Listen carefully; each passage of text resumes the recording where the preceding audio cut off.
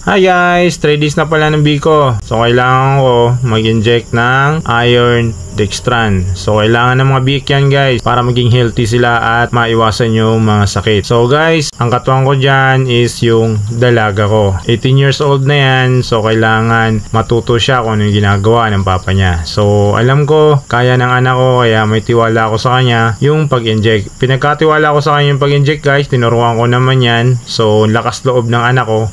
Natuto naman yung kung ano yung ginagawa ko. So ako is malaki yung tiwala ko sa anak ko na magagawa niya yung mga bagay na ginagawa ko at itinuturo ko. So ganun ako guys, pagturo sa anak ko is kailangan multitasker siya kasi sa buhay kailangan is may alam ka din kahit papano sa mga bagay-bagay. So bata pa lang, mas okay na matuto siya sa mga bagay na ginagawa ko at kapag hindi ko na kaya, siya naman yung gagawa. Alam ko makakatulong sa kanya sa pagdating ng panahon yung pagbababoy kasi ito yung tutulong sa kanya na makatapos siya sa pag-aaral. So ang pagbababoy guys is maganda naman kapag inalagaan mo siya ng maayos. So ganun lang yun, malaking tulong ang pagbababoy guys.